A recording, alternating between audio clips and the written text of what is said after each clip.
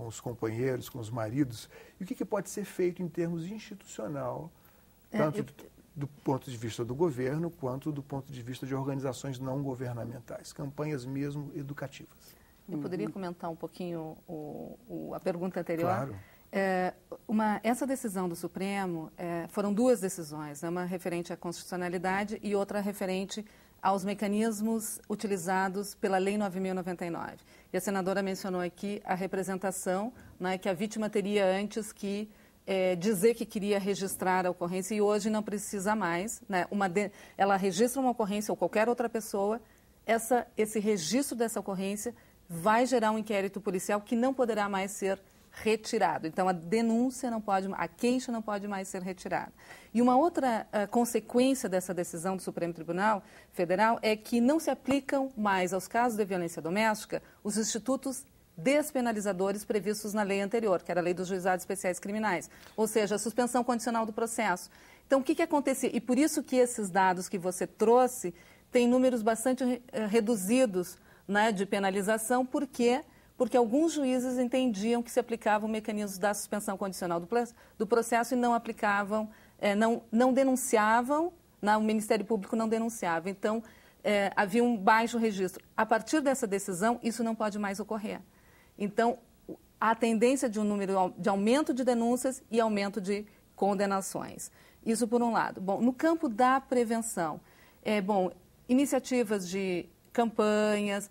Mas eu acho que o que é muito difícil, eu acho que os dados no mundo inteiro expressam isso, é mudar a cultura, né? Mudar mentalidades. Então é muito difícil, assim, os homens se deslocarem daquele seu papel tradicional, né, de provedor, de mantenedor e de dono, né, das mulheres, se sentirem donos das mulheres. Então nós vemos uma sociedade ainda muito hierarquizada, uma sociedade machista, numa sociedade patriarcal, onde a figura masculina, né, não está compreendendo o novo lugar das mulheres e o rearranjo que as novas masculinidades, né, vão ter que fazer. Não existe mais aquela figura do homem cabeça do casal. Não existe mais, inclusive nem constitucionalmente, né, nem pela Constituição. E não por acaso os cartões de recebimento dos benefícios dos programas de assistência do governo são entregues para a mulher. Né? Não, até o Minha Casa Minha Vida, por exemplo, um dos critérios é que as mulheres chefes de família sejam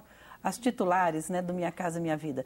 Mas acho que é importante também mostrar que alguns homens sensibilizados com a questão da mulher também estão se organizando para contribuir nessa luta em defesa, né, das mulheres, no enfrentamento à violência contra as mulheres.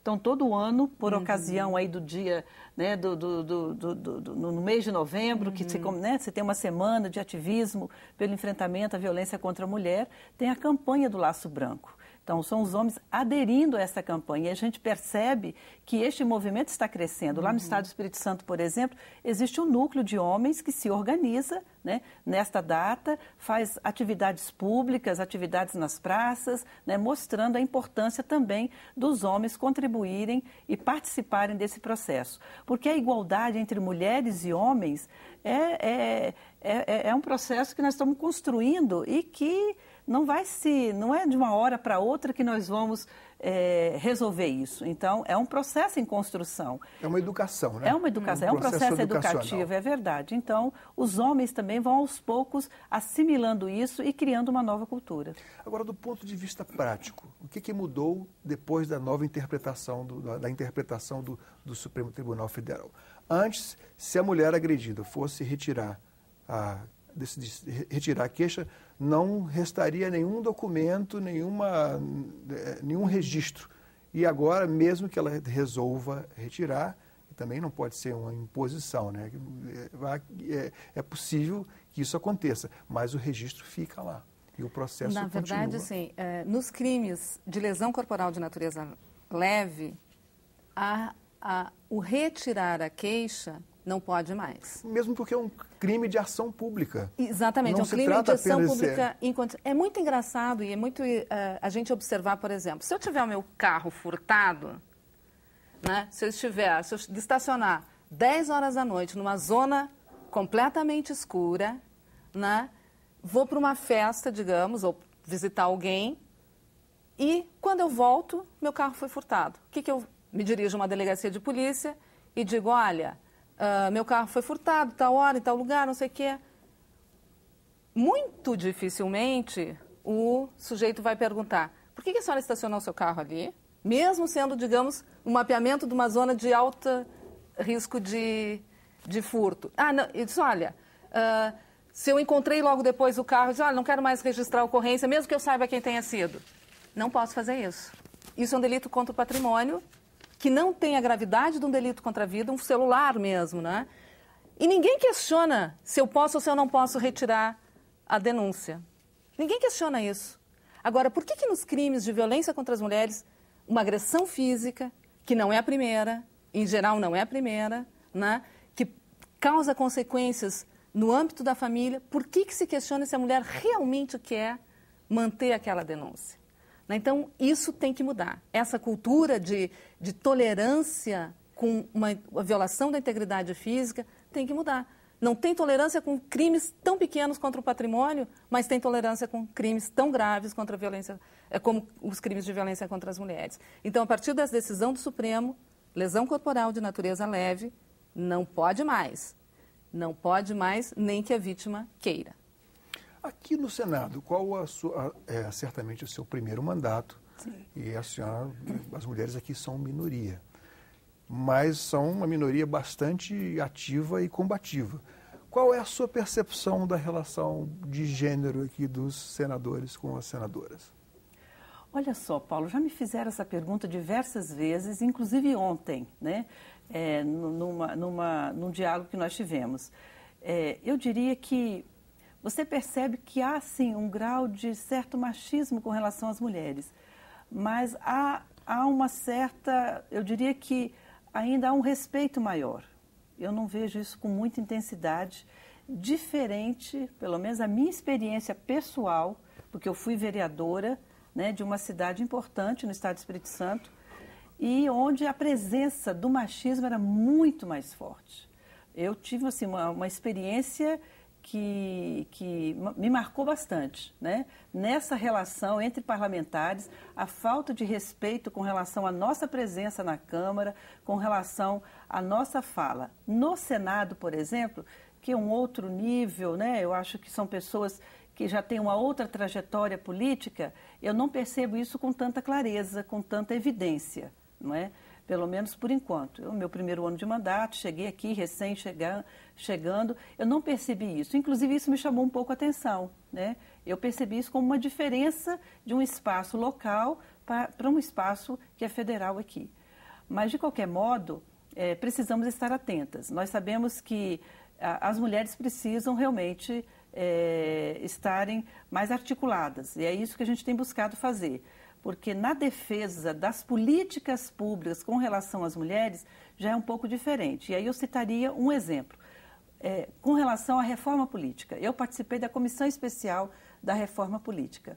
Quando nós pautamos o debate da igualdade de gênero na discussão, né, da reforma política, alguns colegas senadores fizeram falas não muito favoráveis, né, a esse debate. Então, aí você já começa a perceber que, politicamente, né, tem essa diferença e tem essa discriminação.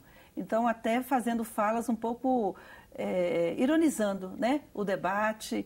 Então, assim, eu acho que ainda de uma maneira diferente, de uma forma diferente, com uma outra característica, mas ainda está presente, né, de uma forma bastante sutil, essa questão do preconceito contra a mulher.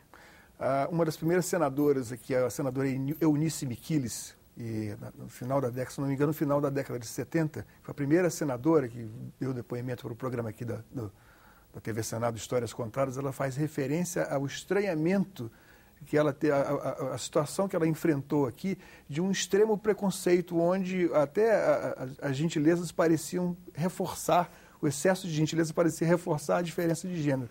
E isso aí talvez seja um fator que chame a atenção das senadoras aqui no Parlamento Brasileiro, no sentido de exigir mais uma igualdade de tratamento e não colocar a questão de gênero como se fosse uma coisa meramente à parte da discussão dos direitos da pessoa humana, né? Agora, eu queria que você falasse também, Carmen, sobre o que tipo de experiência, já que a lei Maria da Penha tem sido bastante elogiada fora do país, mas o que tipo de lei, o que tipo de experiência dos outros países que vocês viram lá em Genebra pode ser acrescentado à nossa prática do dia a dia? Em Genebra a gente não teve essa oportunidade de ver muitas experiências assim. Na verdade a gente viu muito mais as dificuldades, né? Porque as organizações estavam lá para mostrar, as dificuldades daquele Estado em cumprir com a Convenção. Mas na América Latina, né, nós temos leis de violência doméstica em toda a América Latina. O Brasil foi um dos últimos países a ter uma legislação de violência doméstica, mas teve uma das melhores, né? Porque o Brasil é a única legislação na América Latina que trata especificamente da violência de gênero praticada contra as mulheres. Na Argentina, por exemplo, é uma violência intrafamiliar, independentemente de quem é o agressor. No Brasil, não, o agressor é perfeitamente identificado e a vítima também. Na Argentina, não, pode ser qualquer membro da família. Mas tem uma coisa interessante na experiência argentina, que é o tratamento dos casos de emergência. Elas conseguiram, o governo argentino conseguiu fazer com que a polícia tenha, isso é uma coisa para a gente pensar no Brasil, tenha uma ala, digamos, policial de emergência que só atende casos de violência doméstica. Então, uma mulher a delegacia recebeu uma informação de que está havendo uma agressão, essa equipe da violência doméstica da delegacia, formada por policial, por um psicólogo, por um assistente social, vai até a casa, prende o sujeito, já encaminha todas as medidas necessárias para oferecimento da denúncia, se ela tiver que ir para algum programa de assistência social, se ela tiver que receber um atendimento psicológico.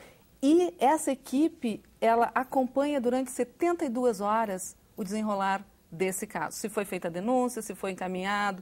Então, isso dá uma agilidade muito maior. Então, tem experiências muito interessantes. Você não acha pouco 72 horas? Não, para esse acompanhamento, não, eu acho que não, porque em 72 horas você pode requerer uma medida protetiva imediata, você pode requerer a retirada do sujeito, porque o juiz, se você faz isso em 72 horas, uma medida protetiva de retirar o agressor de dentro de casa, o juiz tem que despachar em 48 horas. Se a delegacia já faz isso, tem um juiz de plantão, esse juiz já decreta, essa mesma unidade policial vai lá e retira o agressor. Então, na verdade, esse acompanhamento de 72 horas é para essa atuação emergencial, né? Depois, obviamente, o sistema, a rede de atendimento vai continuar acompanhando. Exatamente, mas isso é para um caso emergencial, né? E nós não temos isso. Isso é uma experiência interessante que a gente podia pensar, e daqui da América Latina, né? Então, tem experiências interessantes, né? Mas eu acho que a nossa legislação, ela é, de fato, uma das melhores legislações para essa, digamos, criminalidade específica, muito diferenciada, como mostrado no vídeo pelo psicólogo, como você mencionou aqui, como a senadora Ana Rita também mencionou, muito diferenciada. Por quê? Porque ele não é um crime comum, ele não pode ser tratado como um outro delito qualquer. Tem uma relação de habitualidade, tem uma relação de confiança entre as pessoas e tem uma relação de afeto que se rompeu, né, mas tinha uma relação de afeto. Essas três características dos crimes de violência doméstica diferenciam a violência doméstica de todos os demais delitos. E por Ou isso seja, não se trata de legislar dentro da vida privada do casal ou da família. Não, se trata de reconhecer a violência como um problema público, não mais um problema privado. Né? Senadora, que expectativa a senhora tem da CPMI? Pois é, eu acho que, enquanto a doutora Carmen dizia aqui, eu estava pensando justamente nisso. Quer dizer, a CPMI, ela vai ter justamente essa grande tarefa. Esse é o grande foco da nossa comissão, né? Identificar como que o atendimento hoje no país está sendo feito. Nós sabemos que há dificuldades, né? E a CPMI quer contribuir com os poderes executivo, legislativo, o poder executivo, o poder judiciário, para qualificar esse atendimento. Então, é perceber onde estão os gargalos, quais são as maiores dificuldades e propor as alternativas, as sugestões para poder melhorar esse atendimento. Nós entendemos que a legislação já é suficiente, ela é muito boa, e precisamos agora criar as condições para que ela seja efetivamente aplicada. Muito obrigado, senadora. Muito obrigado, Carmen. Obrigada a você. Cidadania conversou com a senadora Ana Rita, do PT do Espírito Santo, e Carmen Campos, coordenadora do Comitê Latino-Americano e do Caribe para a Defesa dos Direitos da Mulher. Para enviar críticas, sugestões ou baixar uma cópia deste programa, acesse www.senado.gov.br/TV. Obrigado pela atenção e até o próximo Cidadania.